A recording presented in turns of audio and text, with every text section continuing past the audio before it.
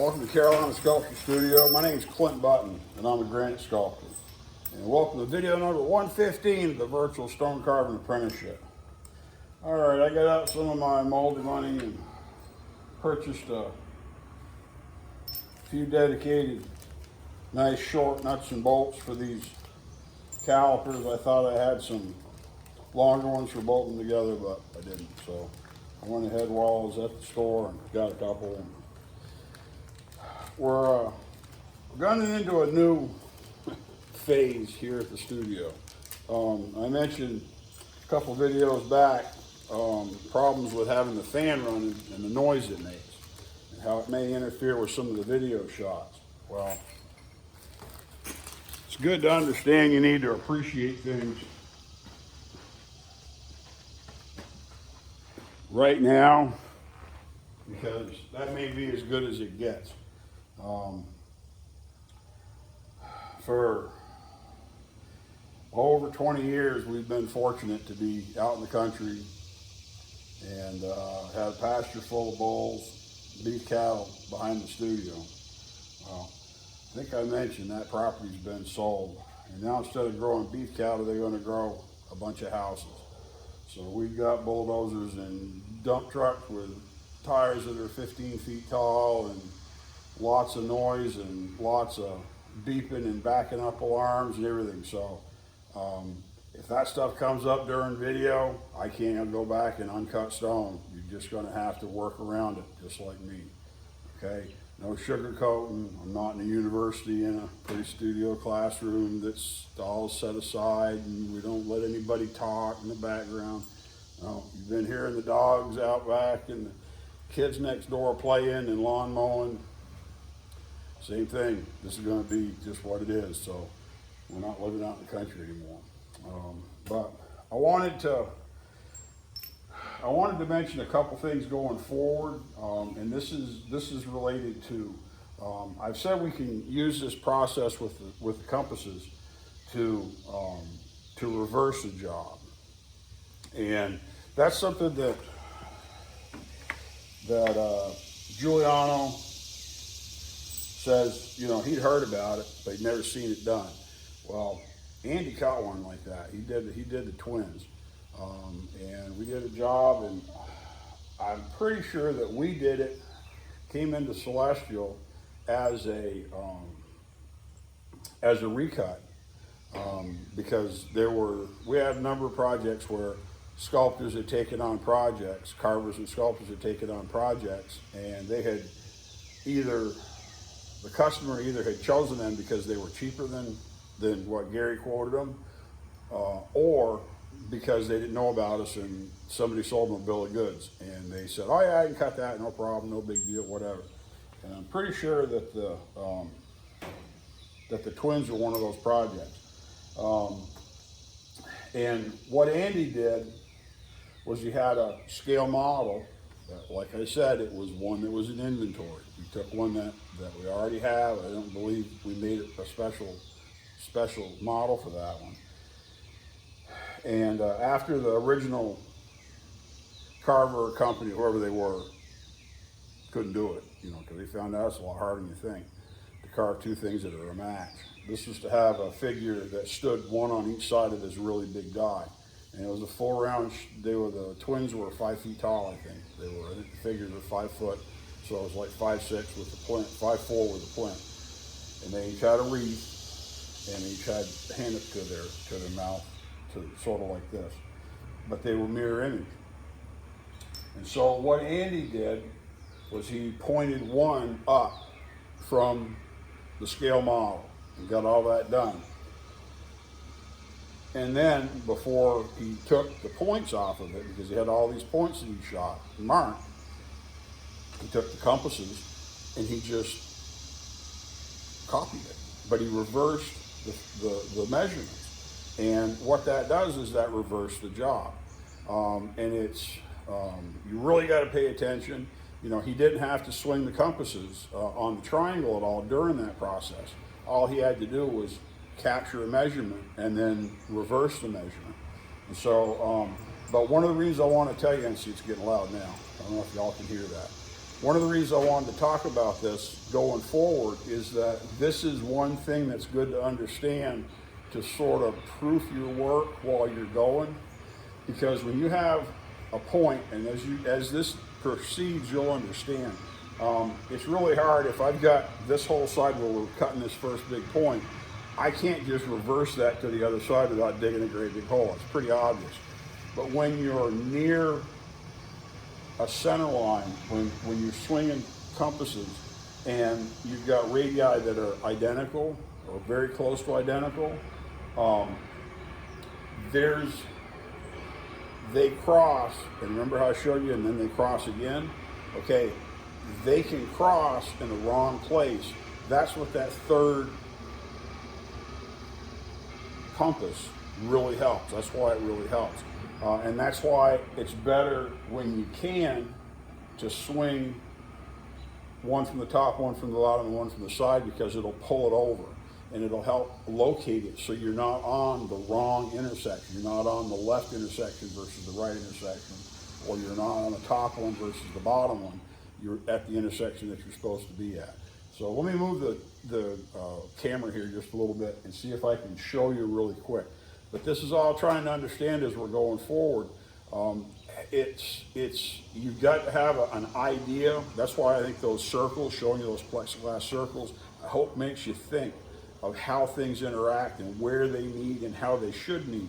Because you've got to have that somewhat pictured in your head because of how you took a point. You realize that this needs to be here, and they should be angled at the same angle.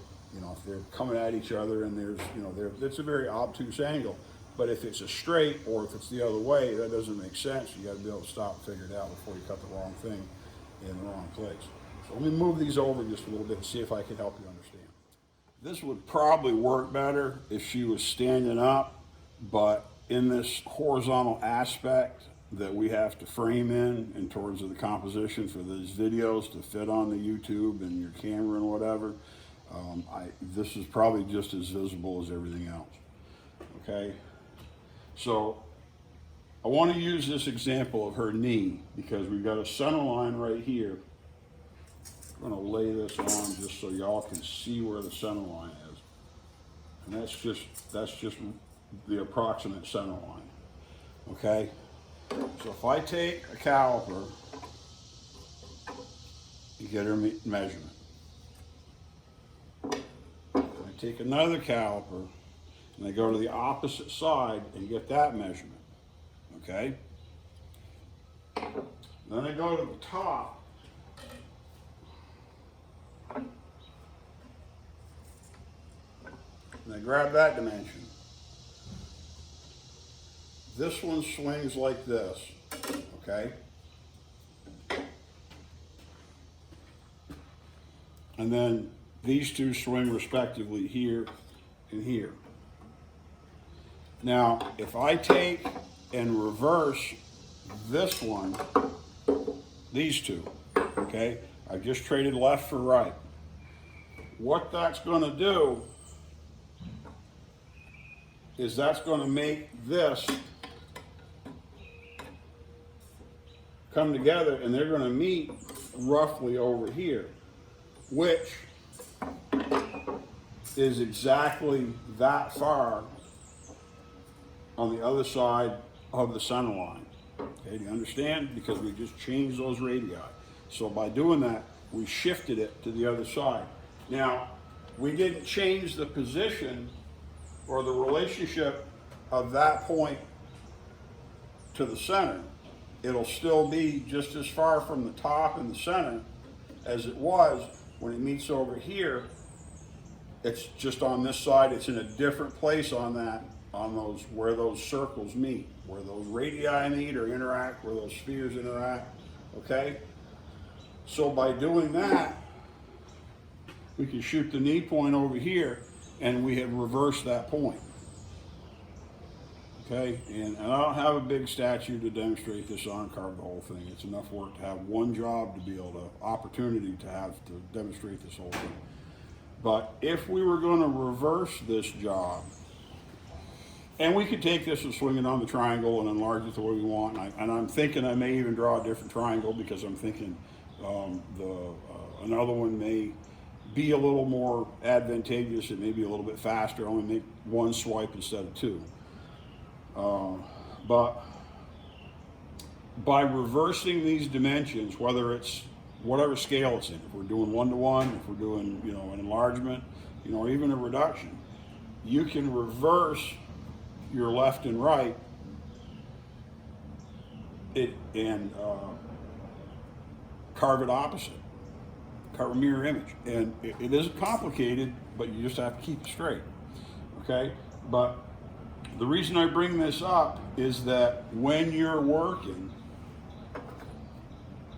if you happen to get your compasses backwards, and because at this point, if I swing here, I'm nowhere, I'm like, oh wow, I'm like at least an inch, almost 1.25 inches below where that point is. And if I swing here, I'm like 1 inch above it. And so if I take and swipe these on the stone, and all of a sudden they're crazy, there's a good chance that I just mix these two up, okay? Just like when I shot that first point, and I swung and I swung and I swung the top stripe, and the top stripe was, you know, it was a little ways away, no big deal. The other two met, but the top stripe, then I carved a little bit, and the top stripe really didn't advance the way it should, because that's low. Remember when I said when they're close, they're going to come in and they're going to drop really straight. But when they're low, it's going to advance really fast, okay? And this advancing fast means that this swipe, when you swipe it, will advance really fast. And so if you cut something and you don't see a lot of movement in one of your points from one of your compasses, and that compass is really divergent to the other one, you got to figure out what's going on. And mixing up your compasses is an easy thing to do.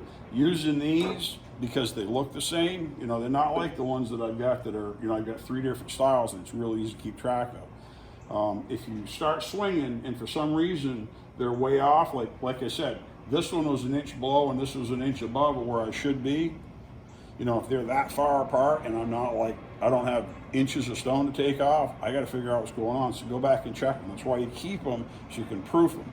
Go back to the model and check it, and then go back to the triangle and check it. And once you do all that, you can see whether you've got the right triangle, the right compass in the right point, or if you may have gotten them mixed up. Okay? I'm going to swing some stuff to the point here on our wing and start swinging on the compass, on the triangle, and see if I make it work while they're making noise out back.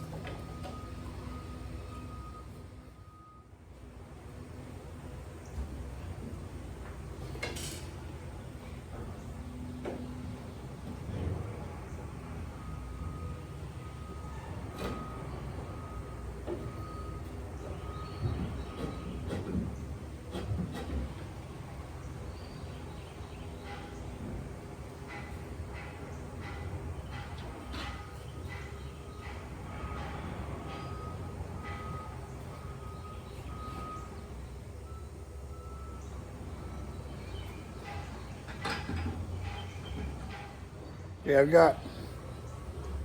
got 3 compasses set. Let's swing this first swing and see what it looks like.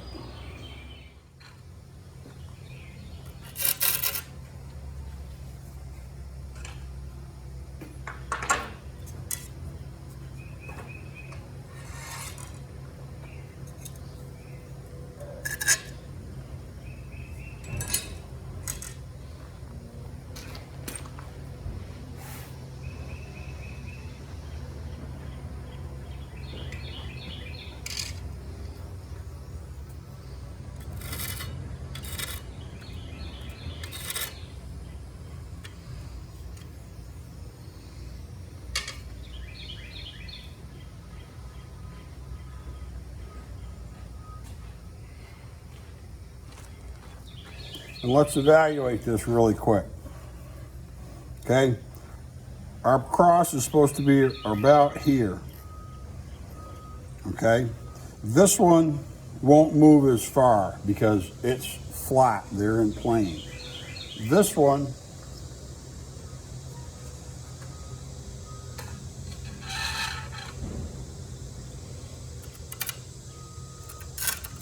should move a fair amount, because it's coming down and it's going to go past a little bit. This one here will move a lot as well. Both of those lines are going to migrate a lot, okay? And so we should see a fair amount of movement as we sink it. Let me sink this a little bit and see how it looks. Before I go too far, let me explain. We know that that point is here. It's this far in from the edge, okay? So I went down and marked this with my straight edge. Now some of you say, well, that cross is right there. Normally what's going to happen is that you're going to be digging in an area, okay? And if we only dug a small area, we would know that that's not the right intersection, because it would be off of our target zone. As we cut this down, the relationship of these will sink, because right now these radii can't interact the way they normally would. We're in a different position, and so and I know this may seem confusing, but this will make sense as we go along. Just trust me, trust the method. And for these first few foundation points, we've got to really understand to put them in. Okay. Watch this. It's hard to see because we're literally talking about a little tiny point.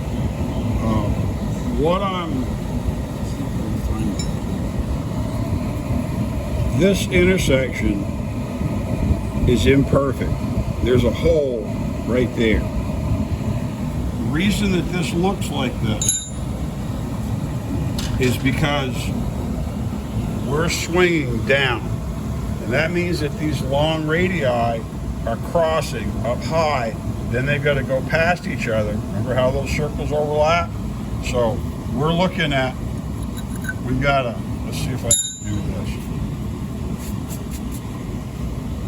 Right now, we've got radii that are interacting like this. This is probably exaggerated. In this intersection that we're seeing, because we know that we measured, we should be deeper. We're looking at this top intersection. Now we've got this little gap of a narrow intersection, narrow distance. Remember I said they'll go parallel? So what we got to do is we got to work carefully until they come together again at the bottom. And we understand that because we're sinking right here. This is going, we're swinging this caliper down like this. And that one over there is coming in straight. The one off the head is coming in straight. These other two are dropping way down. So the one off the head's going to be very vertical. But these other ones have swung as far as they can swing, and then they're coming back in like that. And so we've got to work with that to get down. We should be able to go about this far. And that's, you got to understand with your position relative to the model and the stone, what intersection you're looking for, because we could have stopped at that first intersection, we would have had a point that was way high, and then the rest of our whole job would be wrecked. Okay? See if we can get in the light right here. See that gap in the center? Right there? That's not an intersection. You cut and it doesn't change. Okay, I cut another 1/16 of an inch off and it doesn't change. It just barely gets bigger. That means they're really close. They came together, now they're spreading apart, and they're going to come together here in just we should be able to go another, we're about halfway down. We've got to go just a little bit more. We should come back together. That open center is real easy to see there, okay? And we still theoretically have to go down another, that's a 1/4 inch. That's about where, we still have to go about a 1/4 inch. That's where our line should be. We're about right here. So let's cut a little more and see how it looks. Now, along the way, you may get frustrated. This doesn't seem to be doing anything. It's not moving a lot. They're staying, the size of my triangle in the middle of my strike is staying the same size, okay? And what that means is that my lines have crossed. And I'm in that cross. I've got, let's see if you can cut up here. I've got one line like this, and I've got one line that's like this.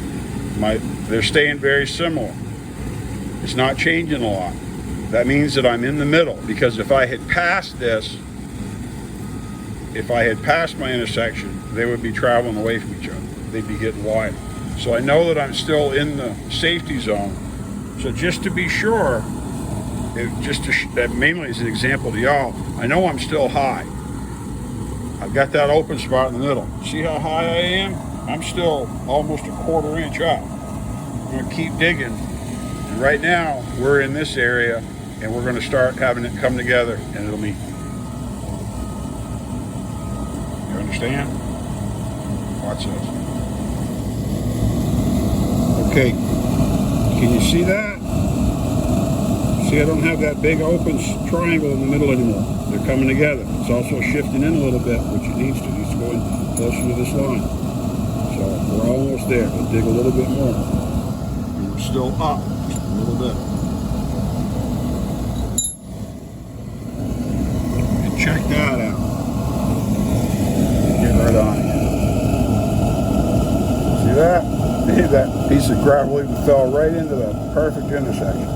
Now, that's just a tiny bit high. So once I put my point, take my point, set it, it'll be perfect. Okay? You gotta trust the method, because, you know, if you put this up and I swung and it struck and it marked out here, and everybody could say, oh, there you go, you already did it. No, I didn't. I knew I wasn't right. I measured it. Be careful. So I'm gonna mark this and we're gonna talk about it. Okay? And now we've got a point. And that point, I'll hang this camera up. Let me show you something. And then we're going to talk. Okay. I'm going to take my compass and I'm going to check all my holes. See that? That's a perfect fit.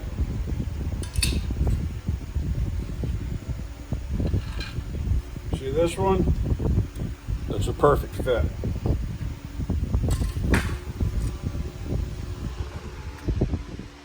Third one is a perfect fit. Okay? Now, I wanted to cut this in and leave my red line to show that that approximate measurement that I measured to was right on the money. Okay? That's the plane that that point was in. Okay? Knowing that it's going to cross above is a big deal, okay? Because you got to understand the relationship of your radii as they approach each other, and if you're meeting at the top of an intersection, at the bottom of an intersection, or at the only intersection, if they're perfect, equal distance apart, and that's the only place they're only tangent at one point. They don't actually cross, they're just tangent, they just touch each other. I can't begin to sing the praises of some type of suction like this and how well these work, because this can be right there getting all my dust. while I'm doing all this fiddling. And then when I don't want it, I can either push the boom, or more simply, I can just rotate this up out of the way, and it's out of the way. And it's simple technology, but it works so well. When you point with a pointing machine, you're coming on at from a specific direction, shooting down that arrow, that stylus, and you can literally just take a drill a hole until it fits, right to almost perfect, and then you just take and put a little dot in the middle of it, and you're done. You can't do that as easily here because you're surveying an area as these radii intersect. So you have to work an area down. And I talked over and over again about surrendering volume and how you don't surrender volume until you have to. I also talked about with probably on the point machine video of how when you point into a detail, like if you point in like right beside, like you're going right here on beside a nose, beside a nostril, that's an easy one. And you go hogging on in there, you can knock out that whole side of the nose, and all of a sudden they got to have a little narrow nose, you got to move something because you ate off all that material trying to get to that. This foundation point was established on the top of a feather detail, and there's nothing around it. Okay, so it's very safe to get started. Now I can take this high point and go like to the next feather, the top of the next feather over here, that's roughly in the same position, and I could literally just saw this over enough, you can't even see that.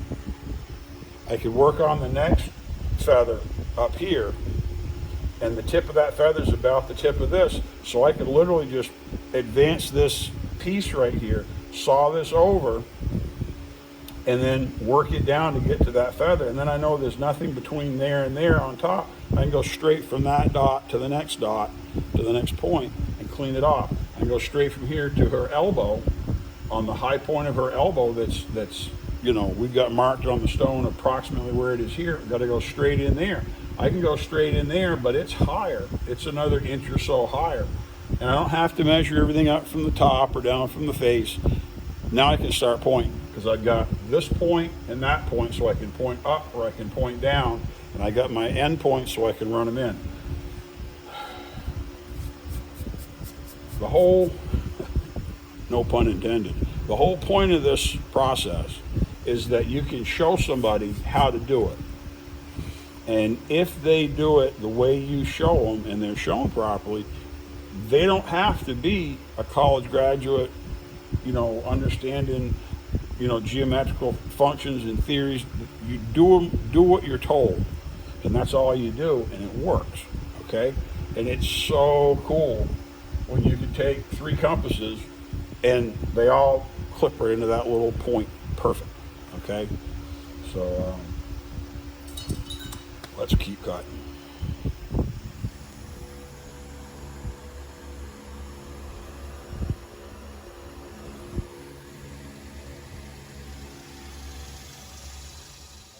Now I'm going to dive into the construction zone here and cut stone.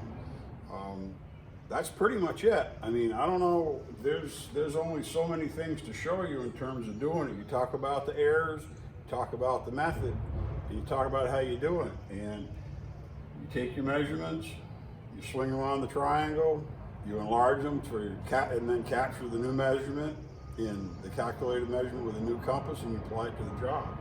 And you can do a two compass method like they do, in the whole country. Some people like to do.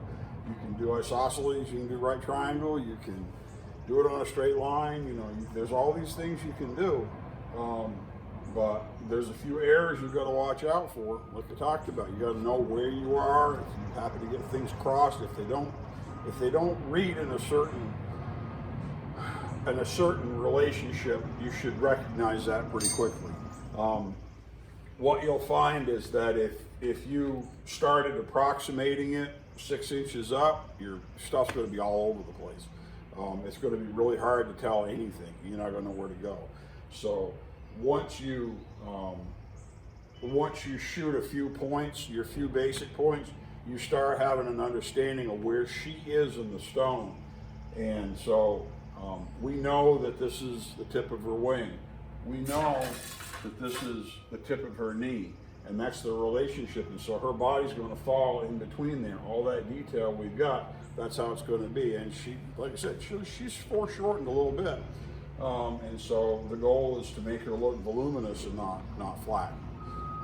But by doing a fairly large model, hopefully we've avoided that or mitigated it as much as possible.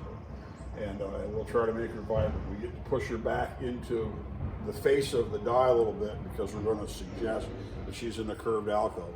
And so we're going to have more than 8 inches of depth, and that should help demonstrate volume to the viewer.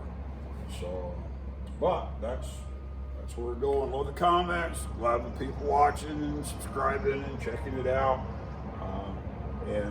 I'm just going to keep carving, and I'll work on pointing, and we'll update you as it goes along.